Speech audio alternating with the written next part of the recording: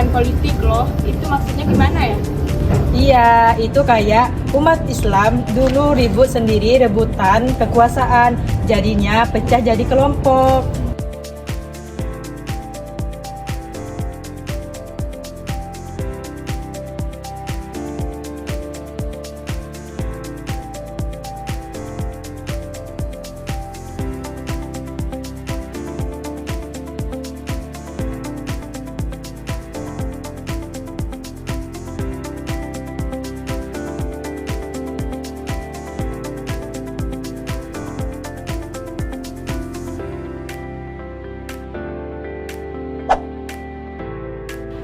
Benar, awalnya setelah masa Khulafaur Rasyidin selesai, mulai muncul konflik-konflik internal.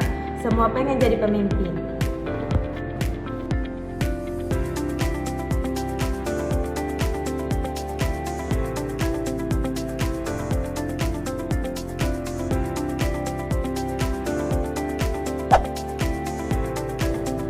Akhirnya negara Islam yang tadinya satu malah terpecah jadi kerajaan-kerajaan kecil dan semuanya punya kepentingan masing-masing.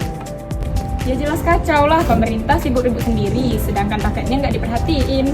Ya kayak rumah, kalau isinya berantem terus kayak mana mau fokus ngerjain yang lain. Yang paling bahaya tuh pas musuh datang dari luar, karena udah pecah mereka tidak bisa bantu lagi untuk melawan. Makanya pas Mongol sama pasukan salib menyerang, banyak wilayah Islam jatuh satu persatu.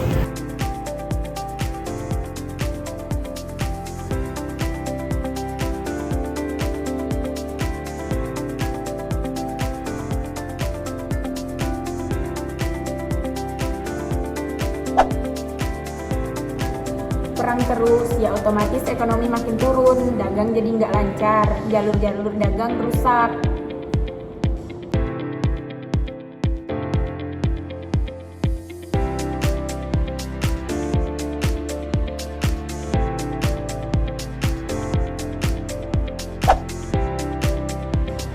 Belum lagi pajak makin tinggi, buat biayain perang, rakyat makin susah.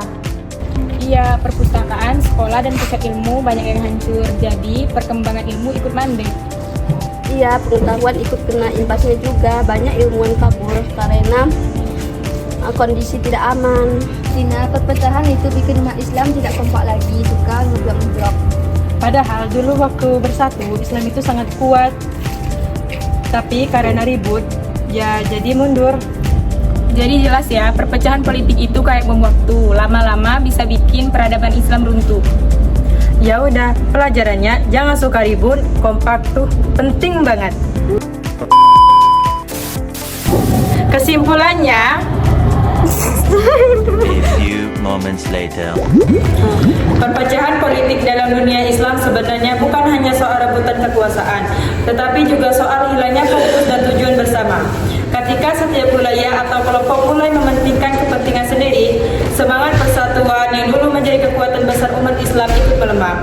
Banyak kerajaan kecil mulai bersaing, bukan lagi bekerja sama. Akibatnya, potensi besar yang seharusnya bisa digunakan untuk memajukan peradaban justru terbuang untuk konflik internal.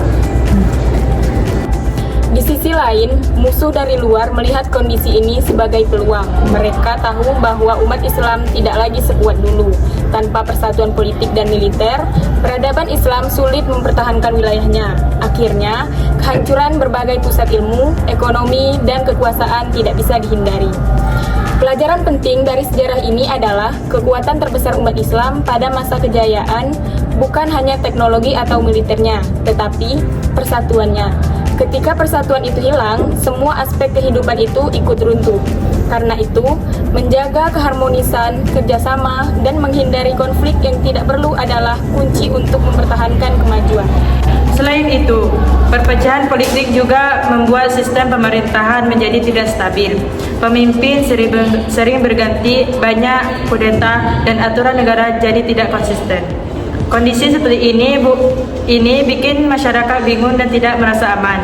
Ketidakpastian politik juga membuat para pedagang, ulama, dan pekerja tidak bisa bergerak bebas karena takut terlibat konflik atau jadi korban kekacauan. Dampaknya terasa sampai ke hubungan antar wilayah.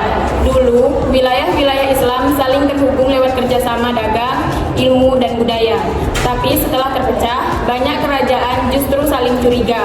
Mereka pasang tarif mahal, menutup perbatasan, bukan saling serang hanya karena perbedaan pandangan politik.